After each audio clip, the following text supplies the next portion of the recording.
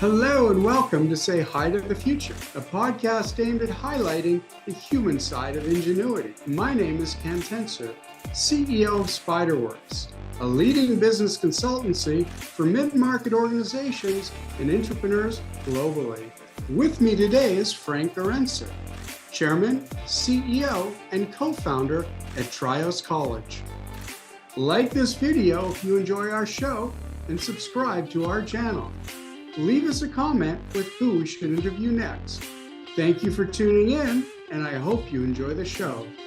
Well, Frank Arenzer, welcome to Say Hi to the Future. Thank you for having me. Frank, in your graduation message last year, you mentioned success starts with an attitude. What did you mean by that?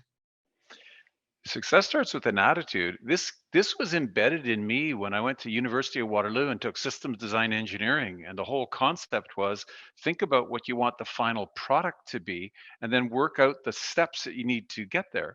And over my career, which is now 40 years since university days, I've read through a few different books. One of them was Dr. David Schwartz, The Magic of Thinking Big. And it says the only thing between successful people and normal people is their self-belief and confidence. Stephen Covey in the 7 Habits of Successful People, strategy number 2 says, begin with the end in mind, which is almost the exact same thing as what I'd learned in university as well. And then a book, which I haven't read, but a whole bunch of my staff have, and they told me about it, but I looked a little bit at it, called The Secret. And it ended up saying onto there that positive thinking can achieve anything that you can imagine. So in effect, what it is if you think about where you want to go and then believe where that is going to get you to, then all your energies, subliminal and purposeful, will guide you towards that path. And my career has been an example of doing that. Well, I think that's really sage advice. I mean, as entrepreneurs, if we don't believe in ourselves, nobody is going to believe in us. So I know that holds true for students, for people in corporations, but yeah, as entrepreneurs, boy, there are days that you really do have to believe in who you are and what you're after. No, I completely agree. Business, you learn a lot in your experience in business. The difficult thing and the difficult lesson is quite often you learn more on the difficult times that are really dangerous than you do on the others, when you kind of may take it more for granted on here. But I think that's actually why they refer to, in business, you have a certain gut feel. And the gut feel, I think, comes around from being kicked in the gut a few times along the way in your career. And you know what you got to Oh, avoid. You got one coming. so true. So true. And we learned a little bit more than we want to sometimes, but you know, we've had the chance to meet and chat, and obviously the board of trade have known of each other virtually, let's say, for a while now. You have an incredible attitude, and I think it predates Waterloo. I Does. mean, from my understanding, you know, what you achieved as a teenager was next level. So can you share that with us? Sure, I'll give you a little, as quick as possible, snapshot of me, okay, and how this all came to pass. So I'm the kid of 2 Hungarian immigrants. My mom came in the Hungarian Revolution in 1956. My dad was here already, and I showed up in around 60 on here. My mom ran a Hungarian restaurant downstairs, and my dad ran a paint store in the other half of downstairs, and we had a tenant upstairs. So I grew up surrounded by customers all my life. Our family kitchen was the restaurant. And so this all went along. I started working as 9 years old in the paint store. It's probably illegal, but it's family, so it didn't really matter. That's just how it was. And unfortunately, my dad passed when I was only 12. And so my mom said, "What do you want to do?" And I was always good at math, so I said, "Well, I've been doing business for a third of my life. At that point in time, why don't we give this a go?" And my mom just went, "My son says we're going to do this." In her broken Hungarian English, "We're going to go do this," and so we did. And so I got involved. We hired some people. They made me an apprentice out of here. By the time I'm 16, I own my own truck. I'm hiring my classmates as my crew. I'm the salesman. I'm a master installer. I'm a perfectionist. I'm logistics, and I learned all sorts of stuff of how to be able to run a very small business. And I used to say to my mom, I'd say, after I understood enough about what is a mortgage, then I realized that we had one, and I said to her, how are we doing this? Because I was like a primary breadwinner at 16, 17 years old, which is strange. And she said to me in Hungarian, "Valahogy majd lesz." Somehow there will be a way, or it'll all work out. And that kind of stuck with me all my life, because as a small business person in a community like Mississauga, there are a lot more small businesses than there are large businesses. But Sure. it comes with that mindset that you figure your way through. You just work your way through. You have that dream, you have that vision, and you go make it happen. So by the time I show up in university, I've been selling for years. So I ended up becoming a class rep, and then I started my first computer business in second year university, selling Apple clone kits, which could only sold to an engineer because they were basically a printed circuit board, a bag of resistors and capacitors, a schematic, buy your own solder, put the thing together, and it was $1,000 in 1982, so it was a big deal. And then I did a lot of that all the way through the rest of university. By the time I graduated, I I had specialized in business and entrepreneurship classes at Waterloo and the neighboring university, Laurier. And so I wrote a business plan to take the part-time business, make it real. Graduated, I looked at my classmate and said, why don't we give this a go? We can always get a job. It's 1984, and we did. I've never had a job since. And so 7 years later, the first business becomes recognized as Canada's third fastest growing business. We spin up a computer distributor in 1989, and then the distributor needed to train dealers, and we weren't allowed to be a distributor and a trainer at once. So we spun out a new company called triOS to train Unix, Microsoft, and Novell operating systems, triOS, triOS. That's the roots of our name back then. And that was dawned in 1992. That's 30 years ago this year. So we're now 30 years. I have 60,000 grads if I fast forward to where we are today on here. We got organization facilities from Windsor to Sydney, Nova Scotia, and a lot of places in between.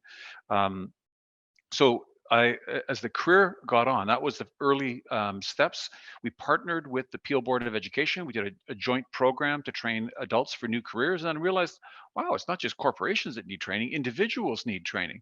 And then we started an internet company along the way. We started a support company, and some of them lasted 10 years, and then we sold onto it. But the core, what happened and grew, was helping individuals get trained for new careers. And at first, in 1998, we bought a chain of bankrupt chain of career colleges that were all across Southwest Ontario, from Windsor to Hamilton, and we converted them to triOS College of Information Technology, and that was brilliant until the dot-com Mhm. meltdown. And then 2001, it went the other direction, and suddenly we'd been now running. We're in 7 locations, but nobody wanted to take IT anymore. And we went, we're actually really good at this training and helping people learn new things and find a job. Why don't we pivot and do other things? So we renamed the college to be triOS College Business Technology Healthcare, and then we launched a healthcare programs and a business program and a healthcare program, and then technology. Well, we are more technology courses and a healthcare program, and then supply chain. And did I say healthcare programs? I think So you we're now did. 40% is healthcare, and that ranges from medical office assistant, community services worker, addictions worker, personal support worker. Do we need personal support workers? We're currently training 1,200 of them, working at long-term care homes all over Ontario, and we did about 700 last year as well. So a couple of thousand in the last couple of years, which is feeding an enormous need.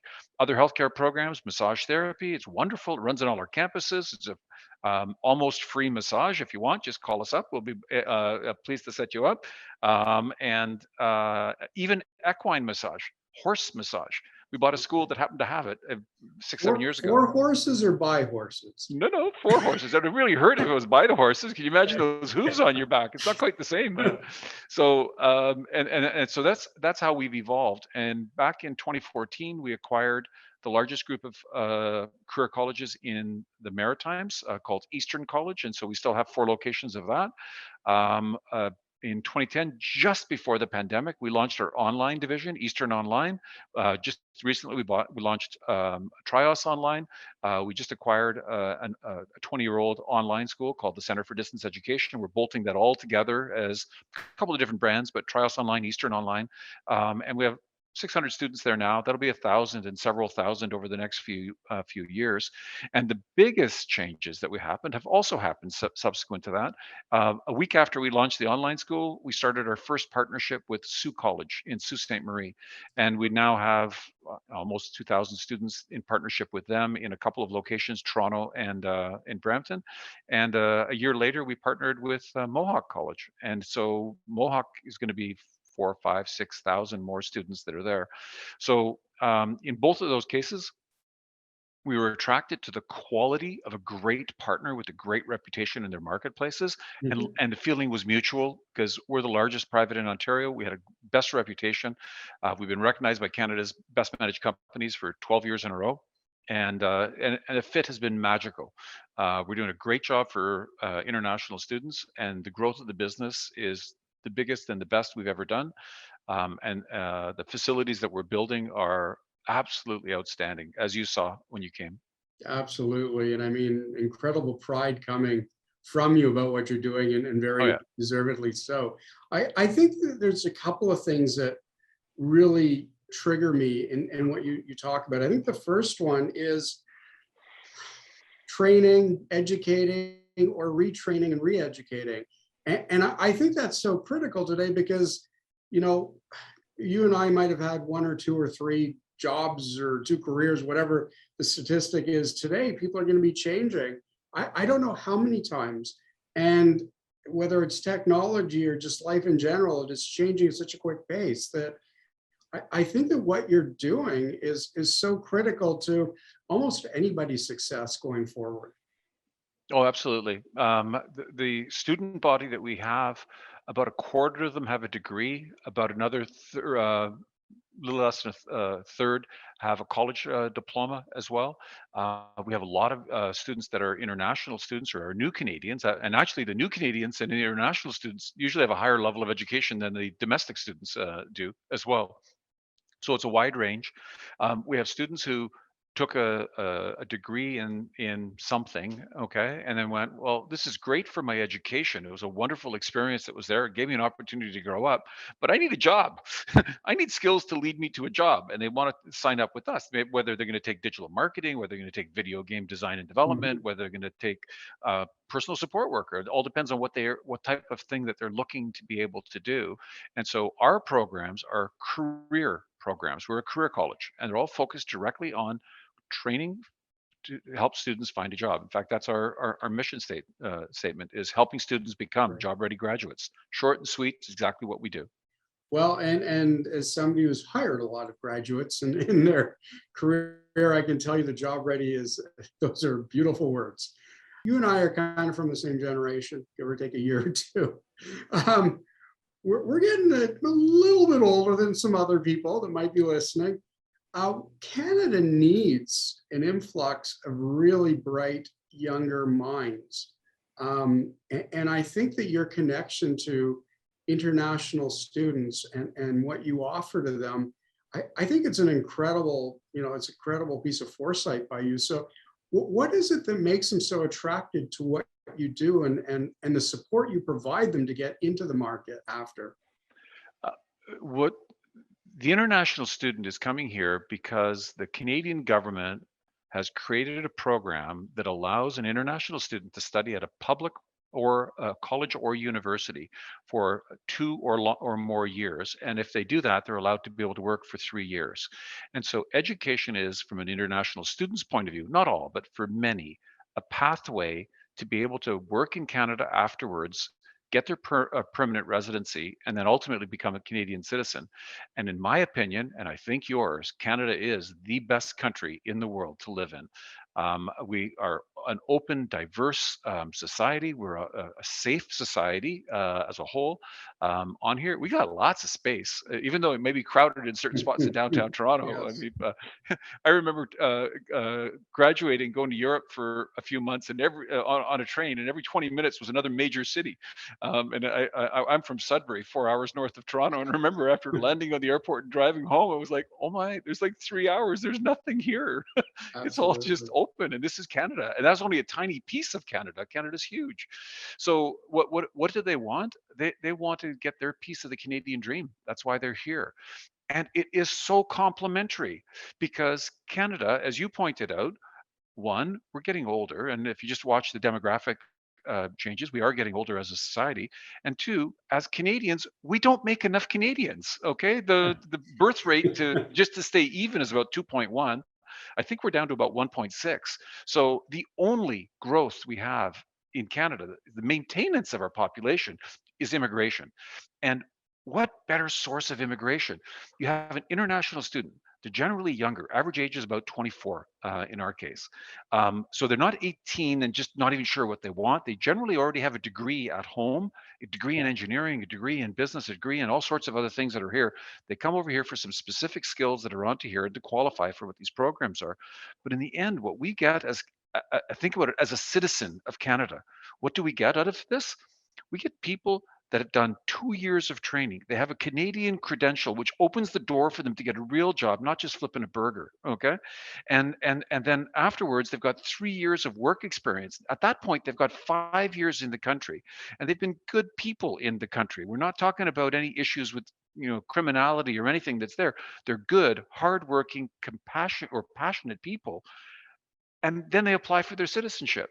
And from a Canadian point of view, that is absolutely fantastic. And furthermore, on aggregate, since international tuition fees are higher than domestic because they're not subsidized like the domestic side is, it helps grow the public college system, the public university system, and the private partners that are associated with them. So, and that hires jobs. I mean, we now have over 800 employees through our triOS and Eastern and Alder divisions of what we are. So it's a real success on here, and I think it's a brilliant policy that the government has put together, and it's being executed well with creative partnerships like the ones that we have with both Sioux College and with Mohawk College. Well, truly kudos on that, because bringing or welcoming new Canadians and then telling them no to their credentials without an option of almost yes, here's a path to it. I think that's just incredible and important service that you offer or provide to them. So, Frank, the other thing you mentioned, you alluded to a little bit earlier, triOS is a Platinum Award recipient of Canada's Best Managed Companies for the 12th year in a row. I can barely do things for 2 days in a row without becoming entrepreneurially unfocused. How in the world do you do that? How do you keep that level of success so high? It wasn't easy. Okay, it was a lot of work to be able to do it, and we had applied. 14 years ago, a couple of years first, where we went through what the process was, and were not successful. But we kept coming back, and so we won Canada's 50 best when that's what the program was called back a dozen years ago, and we've requalified every year since. So what do you need to be able to qualify? This is I would say the stellar business recognition program in Canada, and it's actually exported beyond Canada. There's now we call it Canada's best managed companies, but Deloitte, who manages the program globally, runs it simply as the best managed companies, whether it's in Wow. Brazil or Yeah. Germany or various other places. In fact, if you looked at some of their original launch videos, I'm actually on one of their videos talking about how great the program was, and I've been exporting it around. But in order to be able to win, what they're looking for is the complete circle of what's involved in a company. It's not just your financial. That's a requirement that Yeah. you've got onto here. But what are you doing for a social effort? What are you doing for the economy in your community that's here? What are you doing from an environmental point of view? What things are you being able to do in that way? What about the culture of what you've built inside of what your organization is? What have you done from a technology innovation point of view? So to be able to succeed on that, you need to check a lot of those boxes. And one of the things that works out really well on how that whole program is structured, it's in parallel to how an accreditation visit is of a school when you get your programs accredited. Because in order to win, they give you a checklist. This is all the things you need to be able to supply. Tell me what you're doing about this. Tell me what you're doing about that. Well, if you haven't thought about them before, you and your business partner will sit down and you go, and your executive team, and you go, yeah, what are we doing about that? And then in some cases, we really are. In other cases, you know what, we really should. And so it steps up your game to say, I'm going to build and check these boxes. And whether you actually are awarded one of the best managed, and it's only 50 new companies a year. It's pretty tight to get into this. Whether you get it or not, the process of applying and trying to get your business to the stage where you're ready to earn that is Mhm. actually the greatest reward of all, because that actually got you to that level. Now, if only I could do that from, going jogging or fitness or other types of things like that, then I would really have it nailed. But you can't do it all. To look at yourself and, as you said, to understand where you are and what you can do to become even better. Um, so let me just paint a picture. We are both actually about 2 blocks away from one another. We're in the city of Mississauga, which is part of the Greater Toronto metropolitan area. You have a brand new, or we're almost brand new at this point, campus in Mississauga. It's beautiful, it's expanding, and you are working with Mohawk College, and you have mentioned them and some other colleges in the past. What are you bringing to Mississauga through this partnership and through this campus specifically? Thank you for the question. This is actually a really exciting campus. This is brand new. Our first classes ran here in May of this year, of 2022, and our second group only opened up here in September. So phase one of what we've built, right in square one, we're directly underneath Holt Renfrew. Facing City Hall, straight out the window over here. This is 33,000 square feet. It's got 14 classrooms to begin with.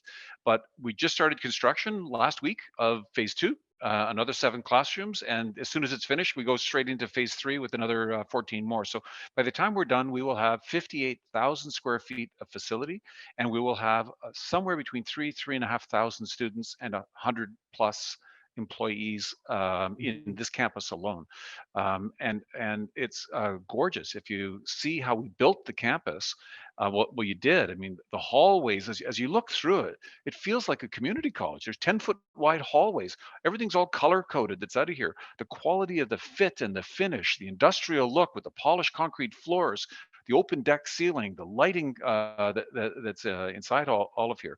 The classrooms themselves all have brand new furniture that's onto it, high speed Wi-Fi everywhere, great projectors and screens and soundproofing and light control and everything else that's associated with what's here. And then you get what you originally would think, which is, okay, I signed up for a program, I'm going to get good quality education. But beyond the good quality education, there's all the other student services that are wrapped around that.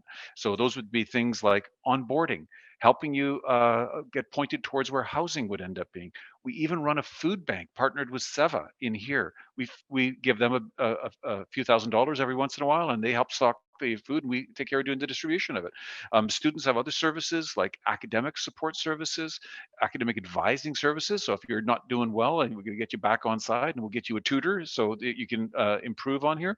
We have job placement team. We call them employment specialists, and they help you find some part-time stuff while you're going to school, help you get your internship or your co-op into programs that have it, and then help you get your full-time job when you're all said and done. So those are just some of the aspects. We have student success coordinators here, and unlike our regular trios, which is dealing or training domestic students who've already live here, these are international students, and they've never been to the CN Tower. They haven't gone to Niagara Falls. So we do bus trips to there. We just did a bus trip to Blue Mountain, and then we had a fashion show here last week. We recognized Diwali and every other cultural celebration, but it was around Halloween, so we called it Diwaloween, and married the two of them together and had a bunch of fun that was out of here. We have a student services coordinator for housing, another one who's a student services coordinator for events, and we try to do something every day onto here, and then and onboarding to assist you in being able to get in.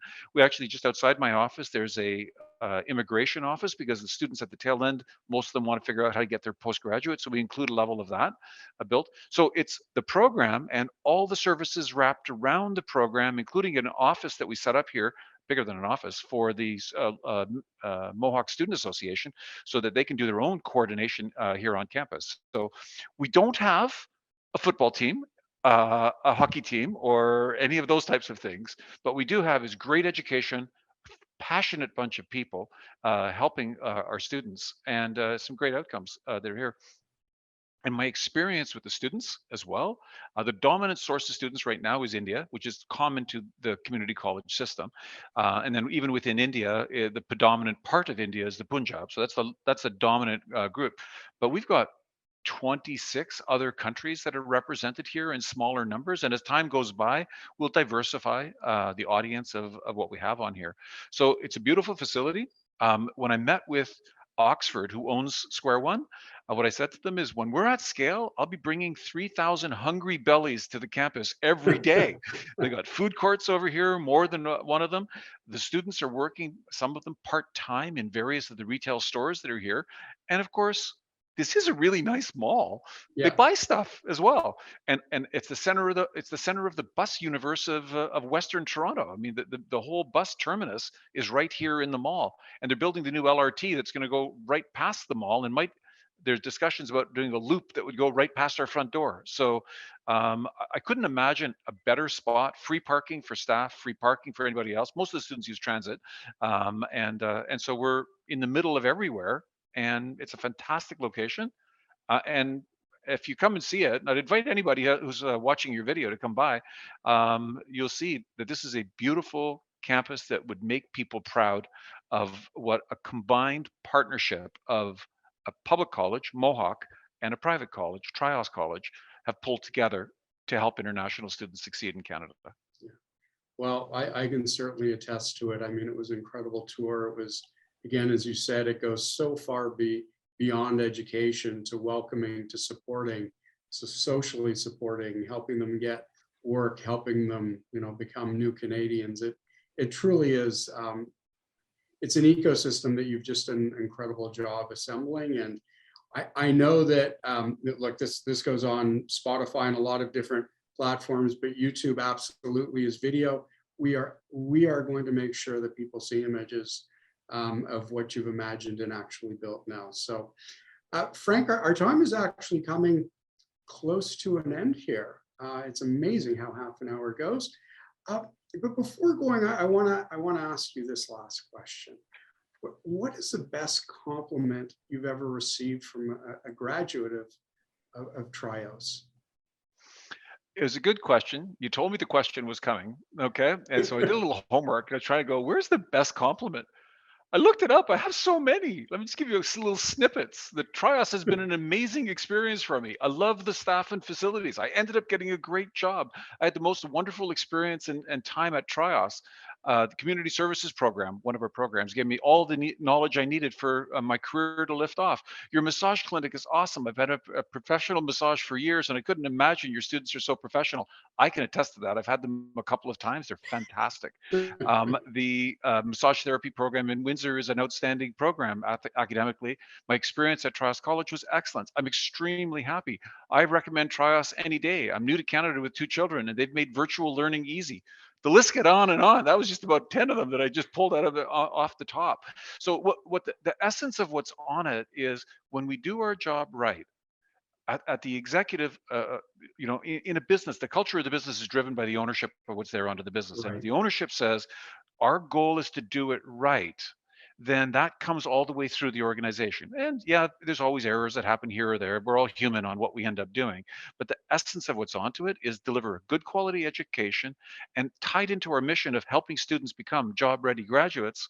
They didn't come to us for the football team because we don't have one, but we have great education. We've got great people to help you on the services while you're going through. There's a bunch of fun events on here. Celebrate everything: Halloween, Valentine's Day, St. Patty, whatever. Okay, and various other cultures that are out of here.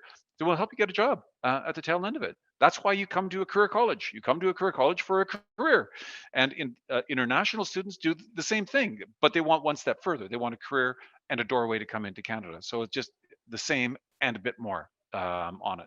So I'm really proud of what we've built. This is a great campus. I've had other people who've come for a tour through, and they've said this is the nicest private college campus I've seen anywhere in Canada. And that's people who've got a lot of experience, and in some cases, some people have had some of their own campuses as well. So please come by for a visit. Frank Garenser, co-founder, triOS College. Thank you so much for being a part of Say Hi to the Future today. Thank you, Ken. Thanks for having me. All the best, everyone. And think big. You can do it.